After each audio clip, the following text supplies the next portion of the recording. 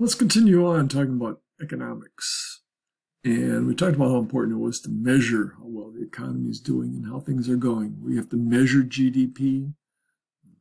We want to measure other things in the economy as well.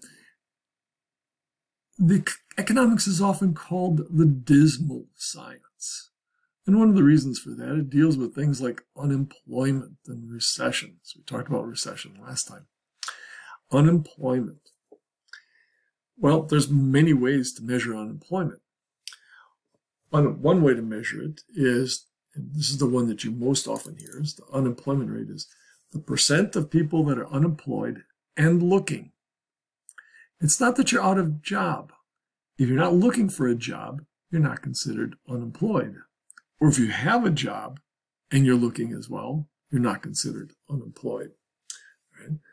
There are other types of things. There are unemployed that people who aren't looking but would like to work, the percentage of people that are of working age that are working. There's a number of different ways, but the one you'll typically hear is, it's called U3, is, when we talk about unemployment, is the percent of people that are unemployed and looking.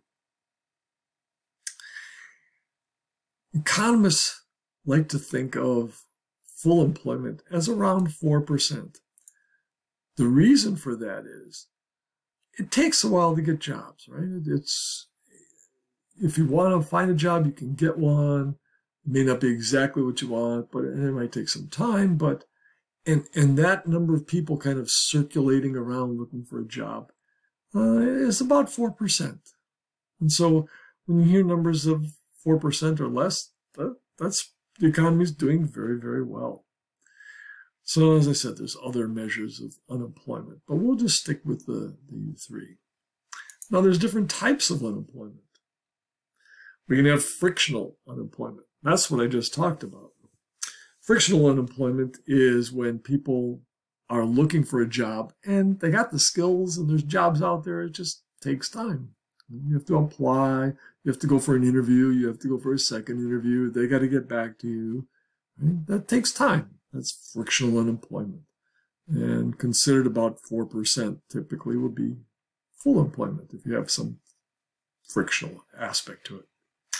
Seasonal unemployment, we tend to understand what that is. Agriculture. In the winter, not as many people get employed doing agriculture. Holidays.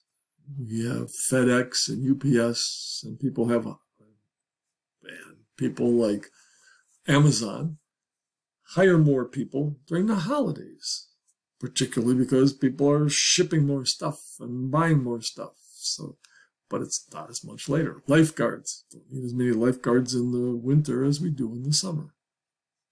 Those are all seasonal unemployment. Structural. Structural has to do with the idea of, do you have the right skills that are needed? More and more jobs require some technology knowledge. Well, if you don't know how to run a computer, you probably can't be an accountant these days. You might be structurally unemployed. If you don't know how to build a website, you might have problems getting some jobs in marketing. So you need to be technologically smart or have the skills. And if you're not, and jobs require, we call it structural unemployment. Cyclical unemployment talks about the business cycle.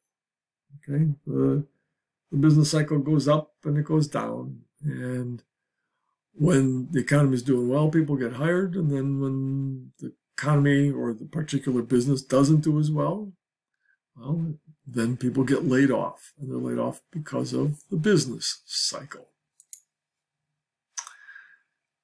If we look at unemployment through history, you can see times when unemployment has been pretty high. If you go back in the 80s, this is the what we call the Great Recession. This was very high back in 2009 and 10.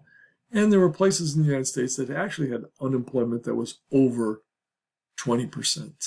Pockets of, say, Detroit and things had, and minorities had unemployment over 25%.